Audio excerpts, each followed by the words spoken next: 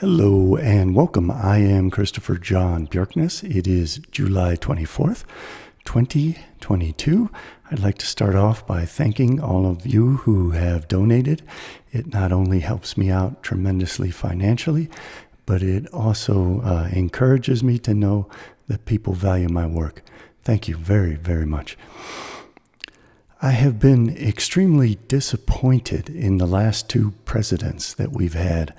I would not want to re-elect either Biden or Trump, and I think a big part of the problem is our two-party system. They put forward candidates who represent the leadership of the party instead of the electorate and instead of the majority of party members. They also represent lobbyists and special interests and the big money donors. And we can see that that's ruining our country. Even worse than that, perhaps, is the fact that they're now promoting very radical candidates who are polarizing our country. And some of these candidates are even calling for secession, balkanization, revolution, and civil war. And I find all of this extremely distressing, and I keep looking for a way out of it. I don't think third parties are the answer because that just falls right back into the same pattern, and the states put all kinds of hurdles in front of third parties and third party candidates. So one of the things I'm exploring is trying to inspire some decent person with the means and the ability to run for president to run as an independent candidate. And being an independent candidate has many advantages. You won't have to go through primaries, and I think you can win a lot of popular support because people will realize that you're not beholden to any of the political parties or any of their leadership, any of their donors, their special interest groups, or their lobbyists. So I think that may be a way out of this mess. And I think we should go for it all at once and try to find someone really who's competent and sincere and actually wants to represent the best interests of the American electorate instead of their own interests and instead of the interests of the parties. And the question is, who will that be and how do we get them to run? And I have some ideas. I'm not a lawyer or a legal expert, let alone an expert in electoral law. So I'm not encouraging anyone to do what I'm going to suggest today. I'm just simply putting this out there so that the legal experts and the lawyers can chew over it and see if it's a legal and viable option for us. There was a movie, Field of Dreams, that had a famous line in it. And that line was, "If you build it, they will come."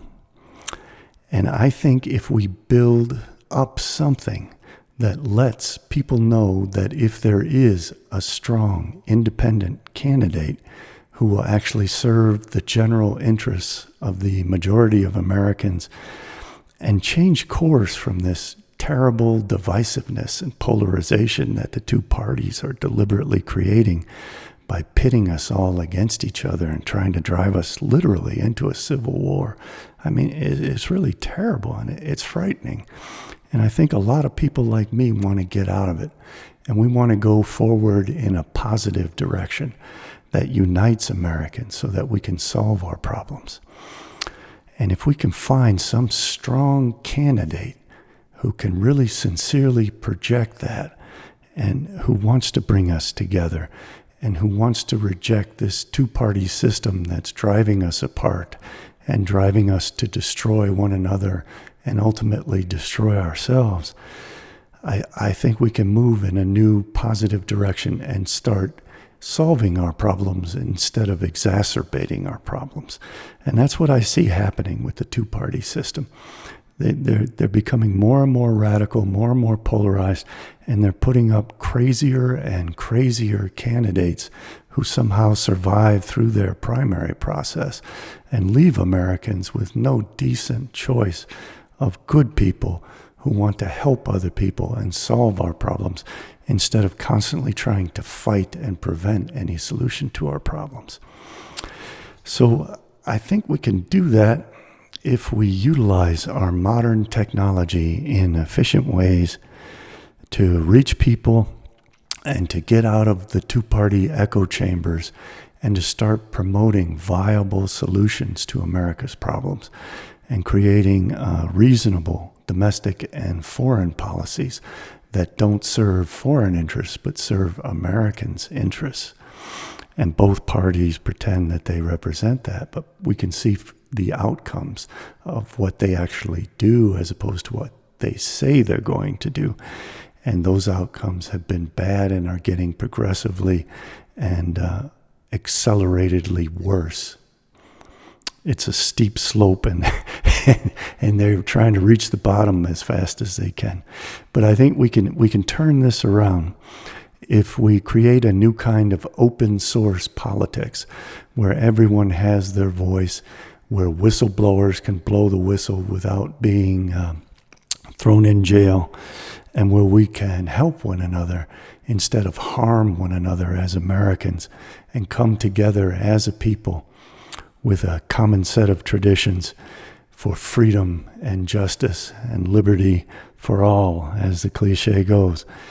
And I think that's the direction we should move towards. We can't do it with the two-party system, so we need good people to step up.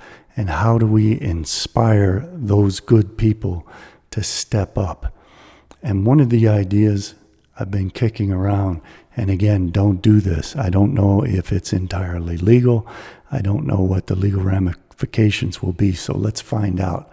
This is not a proposal. It's just an idea that has to be vetted, and lawyers have to look at it and see if it could be done. But one of the things, the ideas I had, is it might inspire some good people to run if we can demonstrate that there is a desire, a common desire for it, and we can show them that they will be supported by millions of people if they step up and raise their voice against all the bad things that are happening and try to take us into a new positive direction. And I wonder if we could get people like Joe Rogan or whatever to let these people know that if they come forward, their voice will be heard, they'll be given a fair chance in the public arena, and that there are people who will not tolerate any longer this two-party system where all other voices are excluded and only the extremely wealthy class is permitted to be represented in government. So one of the things that could be done if it's legal is we could set up a YouTube channel and initially only post one video on it explaining the purpose of this channel and try to get 1 million subscribers, try to get talk show hosts, etc., to promote it so that 1 million people subscribe, anticipating the idea that we're going to have someone who's going to run as an independent candidate, and that one of the ways we can inspire them to do that is to offer them up this platform from which to speak prior to their announcing as a candidate, so that they can explore the idea of whether it would be viable and purposeful for them to run. I think once they announce and they file their paperwork, things change, and you have to be careful about giving equal time to people, et cetera, et cetera. Again, I'm not a lawyer. All that has to be worked out by legal experts. But concomitantly and concurrently with setting up this YouTube channel, there could be a website. And we could set it up so that it would issue invitations to people, prominent business figures, even celebrities or anyone who has a realistic chance, who appears to be someone who would put the best interests of Americans and the American majority, not the special interests, not the extremely wealthy, but all Americans. Get us united, get us moving forward, so that we're solving our problems instead of creating more and more problems that are dragging us down. And these invitations, people could even invite themselves. They could crash the party and invite themselves just to test the waters. And if, say, they received 10,000 invitations, they would then have access to this YouTube channel to post a video stating that they are considering or rejecting the idea of running for the presidency as an independent candidate. And then they could see how many likes their video got. They could see what kind of response it got. And they knew that they would have this ability to test the waters before making a decision whether to run or not. And this would also encourage people to start thinking about it. And it would give them the ability to see if there is any real genuine interest by enough people to make running worthwhile, and to see if their candidacy would be viable.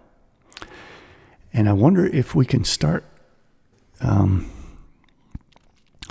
reaching out to big voices in the media, to get them to start to speak out against what the two parties are doing to us and how they're pitting us against one another and driving us towards civil war and revolution and all kinds of horrible things, creating all kinds of political instability that we don't want and we don't need.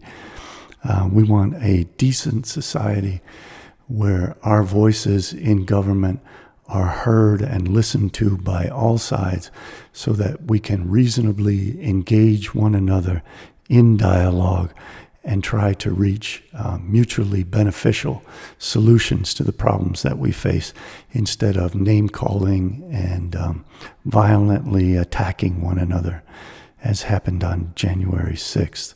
We need to move away from that. We need to move forward. We need to have a big, beautiful country where we're proud to be Americans. We respect one another and we work towards one another's mutual benefit, knowing that if we can help each other, we're helping ourselves. Thank you very much for listening. I look forward to your response, and I will see you next time. Bye-bye for now.